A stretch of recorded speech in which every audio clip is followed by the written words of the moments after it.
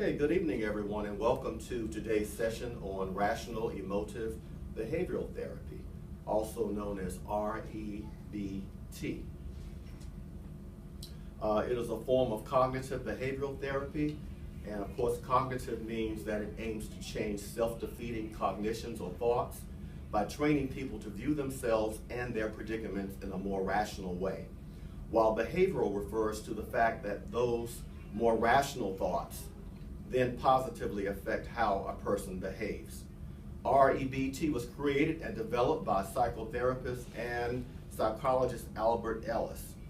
He asserted that we have control over our lives, that we are not victims, and that we have a choice regarding the way we think and feel. We can be hopeful, positive, and optimistic about life, or we can be hopeless, negative, and pessimistic.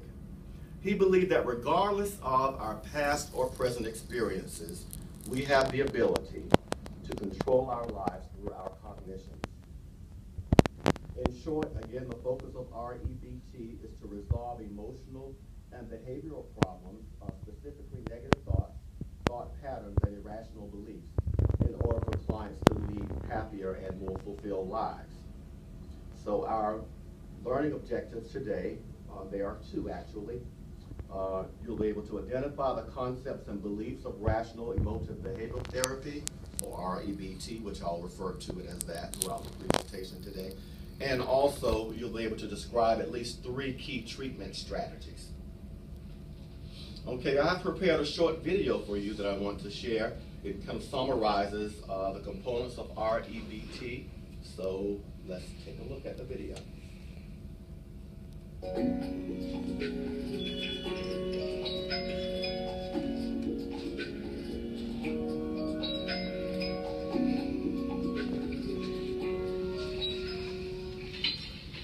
Rational Emotive Behavioral Therapy, or REBT, was created by Albert Ellis in the 1950s. Ellis believed that mental illness is caused by irrational beliefs. He illustrated this principle using the ABC model. Many might believe that A, the activating event, directly causes C, the emotional consequences following that event. However, Ellis pointed out that at point B, our beliefs about the experience is where the true origin of our emotional reactions lie. After all, 2 people can have the exact same experience, yet react quite differently. And this is because people come to different conclusions about their experiences. Some people might see challenges as dreadful, while others believe that through challenge, they grow strong. And they then seek out those challenges. Therefore, if one could be made aware of one's irrational beliefs at point B, one can change the emotional reaction at point C. Because we cause our own mental illness by our beliefs, we also have the power to change our beliefs and find happiness.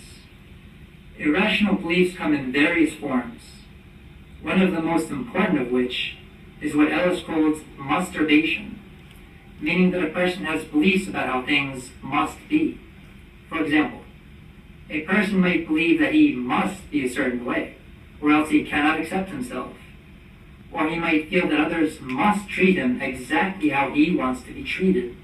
Similarly, one might also feel that reality itself must be a certain way. REBT encourages rational, scientific thought to solve these dogmatic, inflexible beliefs. For example, what is the evidence that reality must be the way you want it to be? If such a belief is causing emotional discomfort, and there is no evidence that that belief is true, then why continue believing in it? Thinking that everything must be as one wants it to be is dogmatic. It implies that a person should have some sort of godlike power. After all, if reality should be a certain way, then by logic, one must also have the power to make things as they should be. Yet no one has such power. So these beliefs naturally lead to such emotions as anger, anxiety, and depression. Another form of rational thinking is when one overgeneralizes. For example, making a single mistake might cause a person to see themselves as worthless overall. Similarly, one might globalize, meaning if one bad thing happens, but that is somehow evidence that bad things will always happen. Furthermore, people may decide that certain situations are awful, yet there is no evidence of what awful really means. So, this tendency to awfulize makes a situation seem impossible to overcome, leading to the idea that one cannot cope with it. REBT is an active directive form of therapy, in that rather than allowing the client to continuously speak about his problems, the therapist seeks to quickly identify the irrational thought processes underlying those problems, and replace irrational beliefs with rational ones. In addition to changing beliefs, REBT also focuses on changing behaviors. For example, if one has an irrational fear, one can be told that there is no actual threat, and accept on a superficial level that one has no need to fear. However, until that person actually goes through with the act of facing that fear, he would not really know if he was cured or not. Therefore, homework assignments would be given to this person, where he would practice confronting his fear. REBT recognizes that thoughts affect behaviors, and behaviors affect thoughts. So, in order to change our emotions, we must change how we think and behave. Essentially, thoughts, emotions, and behaviors are continuously interacting. So we seek to affect each of these aspects. REBT emphasizes that we are not victims of our emotions. Instead, we can control our emotions by controlling how we think. This empowers the client, allowing him to take responsibility for his recovery, so that he can cure himself and keep it that way through working diligently. We can therefore make our beliefs more flexible and accept reality on its own terms. We can accept our flaws and live happier, more productive lives.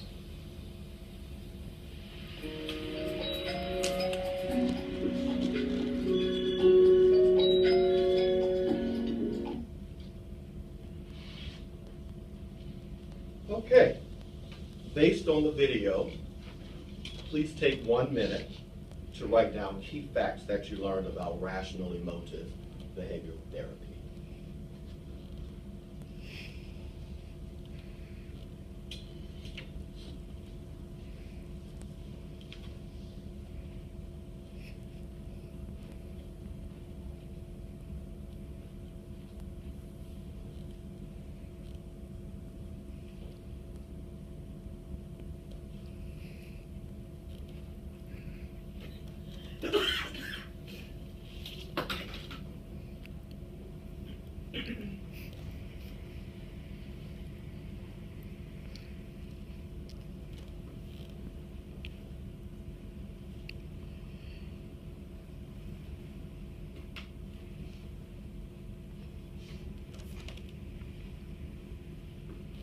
Notice that some of you were taking notes during the video. That's very good.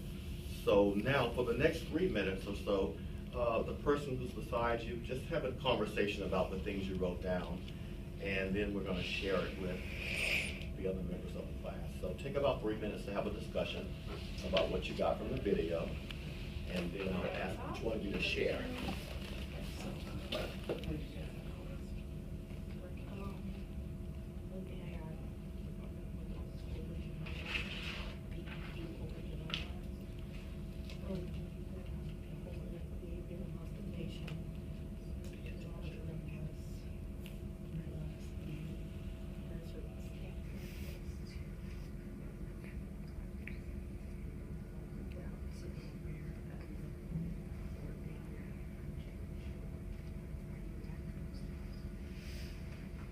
Okay, I'm interested to hear your feedback from the video. Let's start with this table, Del Sean.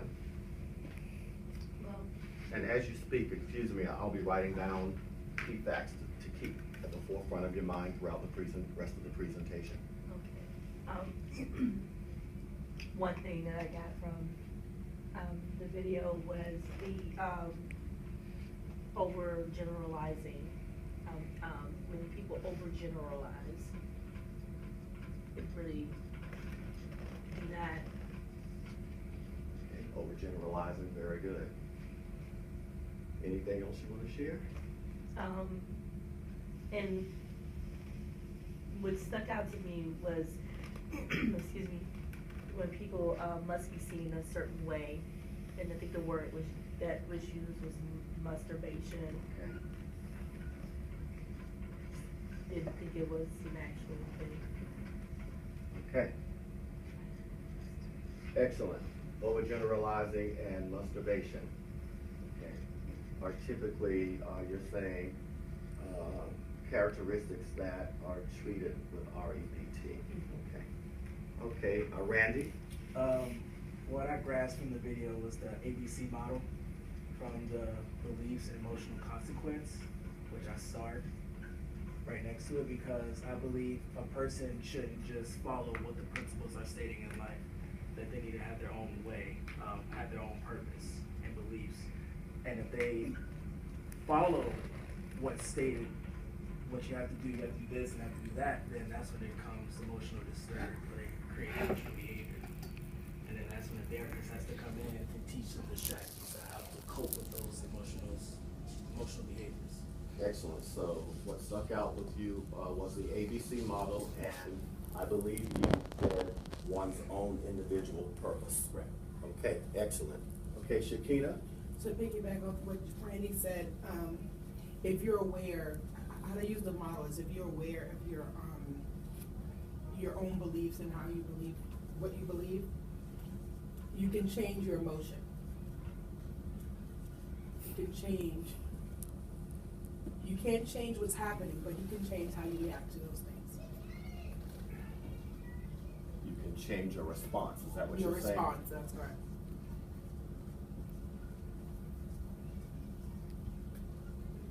Okay, awareness of one's own beliefs, and that we actually have the power to change our response. We can't change the situation, but we can certainly change how we respond to the situation. And that certainly is the philosophy of Albert Ellis. Excellent, Shakina. Okay, Rose? Globalizing, that if you think somebody thinks that bad things are always going to happen. Yeah, that's definitely. And also, Okay, well, these are some good key points. Let's move on to our next activity. We're going to do some role playing. I'm actually going to give you a handout that has a brief description of 3 common REBT treatment strategies. And I'll give you 3 minutes to read the handout, and then I will assign you, or since you're in a good place for partners as you are, I'll let you and your partner come up with an assigned treatment strategy, and you're going to have a couple of minutes to write it out. You don't have to memorize it. You can write it out, then actually rehearse sort of a mock therapist-client session. So these are the 3 treatment strategies that we'll focus on today. Double standard dispute, catastrophe scale, and the devil's advocate. So take 3 minutes to read those, and then I will assign a specific strategy per pair, per partners, and you guys will have 5 minutes to come up with a scenario, client therapist scenario, and actually demonstrate it before the others. If you have any questions, I'll come around.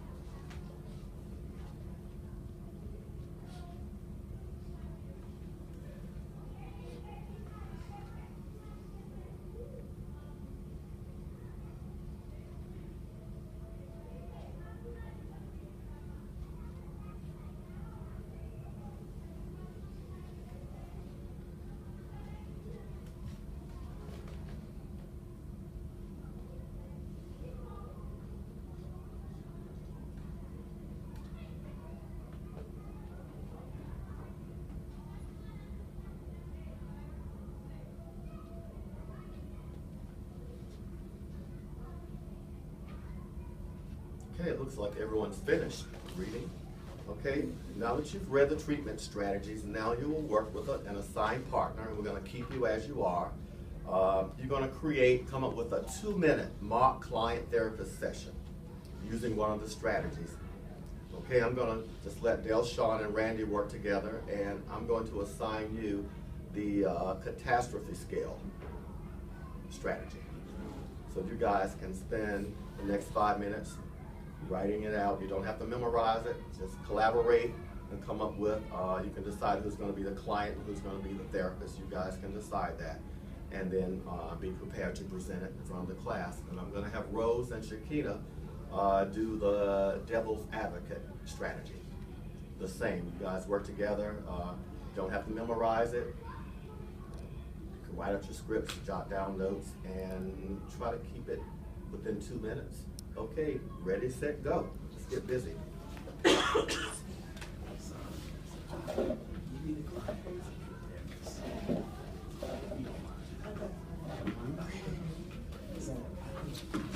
I provided lots of paper for you to write, so if you need extra, let me know.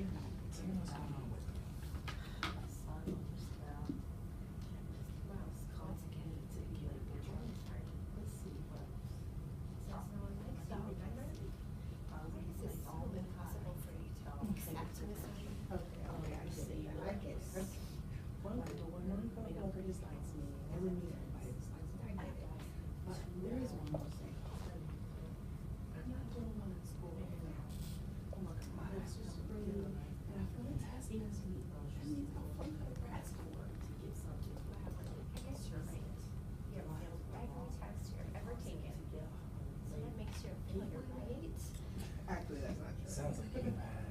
I've been in these challenges. almost every semester as an anxiety.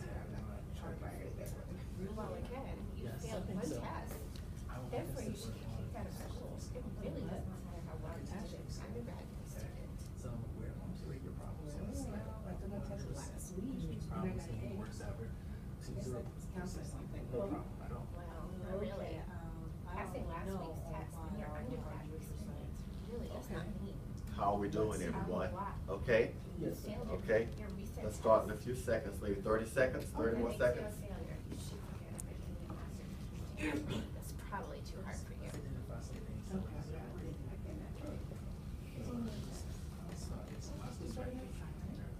Well, it's wonderful that you're recognizing and changing your rational thoughts. Absolutely. Keep up the great work, Ms. Hardy. That's soon to be a series. What about something that will get it 100%? I'm glad you dropped it. So that was to be. Mock making somebody late. That would be like, I agree. There are some problems that you mentioned at the beginning of this session, starting with your son messing with us. So you just not gonna work like one. That'll probably be. Okay, are we ready? What about my group over here? Are we ready to Yes, sir. present? You ready? Okay. Looks like you guys wrote out some stuff. That's good. Again, you don't have to memorize it. Let's start with the devil's advocate treatment strategy. So nice and loud, so you can sit where you are. Just face each other. Try to create a real scenario, a client therapist kind of scenario. Hello, how are you doing, Miss Hardy? And what's on your mind today? How may I help you? Well, I'm okay. That's right, thank you. But a coworker said she didn't like me today. I'm just worthless person. Nobody likes me. Well, actually, you're right. Everyone you know dislikes you. Can you guys speak up? This includes all your family, your friends, your acquaintances. They just don't. Okay. Well, maybe not everybody. I do have some good friends. That cannot possibly be true. Because everyone dislikes you. Don't you agree? No. I do have a loving family also that cares about me. That cannot be true. Don't you agree? Don't you remember? Why is this impossible for you to accept? Okay. I get it now. One coworker doesn't like me doesn't mean everybody doesn't like me. I get it, okay. But there's one more thing. I'm not doing well in school this semester. I'm working on my master's degree, and I failed a test last week. I'm gonna flunk out of grad school. I guess you're right. You have failed every test you've ever taken. That makes you a failure, right? Actually, that's not true. I made the dean's list every semester when I was an undergrad. Again, you failed one test. Therefore, you should get kicked out of school. It really does not matter how well you did it. Really? Well, I spent last week and I got an A on that one. I guess that counts for something, right? Well, not really. Passing last week's test on your undergrad experience really does not mean a whole lot. You failed your recent test, and that makes you a failure. You should forget about getting a master's degree. It's probably too hard for you. I get it. Okay, I get it. It's one test. I got it. I'll just do better next time. Wonderful that you are recognizing and making your irrational thoughts. I got it. Oh, very good. Give them a hand. That's really good, guys. Outstanding. Okay, let's have the next group. That's what it's good. Good evening. How are you today? Not so good. Actually, life sucks. Yes, life can be challenging. So let's talk. Tell me what's going on with you. Yeah, my son overslept and missed the bus, causing me to be late for work. Let's see, what else? My dog got sick and my husband complained all morning about having to take him to the vet. What else? Let's see. My daughter made a B+ on her math test after I spent 2 hours studying with her the other night. And my husband held up dinner last night, went to the grocery store after work and to get something for me to cook, and said that the lines were long and caused him to get home very late. Can you believe that? Sounds like you have challenges this week. And I think the activity I have in mind may help you feel better. Really? Yes, I think so. I would like us to work on a catastrophe scale. A what? A catastrophe scale. It's a rate your problems on a scale of 100%, problems being the worst ever, and 0% no problem. Okay, I already know all mine are 100. Okay. First, let's identify some things that would deserve a rating of 100%. I'll start. From my perspective, an earthquake that killed half the city would get a 100% rating for me. Do you agree? Absolutely. What about the death of a child? That certainly would be serious. What about something that would get a 0% rating? Let's see, dropping an egg while preparing to bake a cake would be 0%, right? I agree. Now let's focus on the problems that you mentioned at the beginning of our session, starting with your son missing the bus and causing you to be late for work. That would probably be at 10%. Really? That's really low, isn't it? It sure is, now that I think about it. My dog getting sick and having to go to the vet, maybe at 20%. That's even including my husband complaining. My daughter's B plus would be a 5%, considering she always make A's. And my husband bringing the groceries later than I expected, maybe 15%. Hey, I guess my problems were not as severe as I thought they were. Great work today. Thank you. You're welcome. Oh, outstanding. Outstanding. You guys did a great job. Now, as we come to a conclusion, I'm going to ask you to take a few minutes and just reflect on what we've done today. Take out a clean sheet of paper, write your name at the top, and I'll ask only one of you to share your feedback.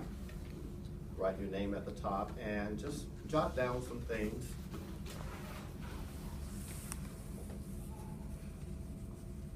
You can either list some things or you can just summarize what you've learned today and be prepared to share. I'm not going to tell you who I'm going to call on, so just be prepared to share what you've learned today. Everyone did an excellent job. You were really engaged, so had a great session.